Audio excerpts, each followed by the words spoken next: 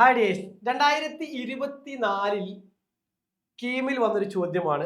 Differential ഇക്വേഷനിൽ നിന്നാണ് ചോദ്യം. സാധാരണ എപ്പോഴും വരുന്ന ഒരു ടൈപ്പാണിത്. അതായത് ഇന്റഗ്രേറ്റിംഗ് ഫാക്ടർ കണ്ടുപിടിക്കാൻ, ഡിഫറൻഷ്യൽ ഇക്വേഷന്റെ ഇന്റഗ്രേറ്റിംഗ് ഫാക്ടർ കണ്ടുപിടിക്കാൻ. ഇതാണ് differential equation. X D Y by D X plus 2y equal to X E raise to X. അപ്പൊ ഇതിനെ നമ്മൾ എന്ത് ചെയ്യണം?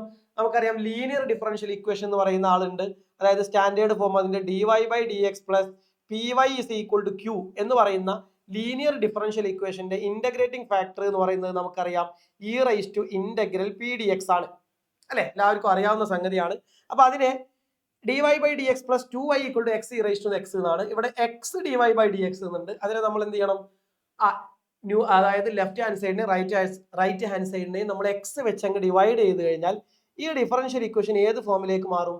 X D Y by D X, X വെച്ച് ഡിവൈഡ് ചെയ്യുമ്പോൾ ഇത് just D Y by D X ആയി, plus 2y by X, ഇത് 2y ബൈ എക്സ് ആയി.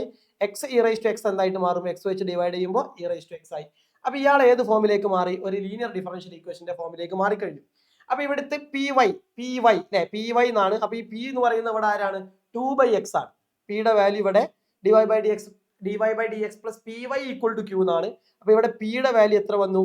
2 ബൈ എക്സ് എന്ന് വന്നു. അപ്പൊ ഇന്റഗ്രേറ്റിംഗ് ഫാക്ടർ എന്ത് വരും? ഐ എഫ് ഇന്റഗ്രേറ്റിംഗ് ഫാക്ടർ എന്ന് പറഞ്ഞാൽ E raise to integral P D X ആണ്, അല്ലെ? So that is equal to E raise to integral P എന്ന് പറയുന്നത് 2 ബൈ എക്സ് ഡി എക്സ് ആണ്, അല്ലെ?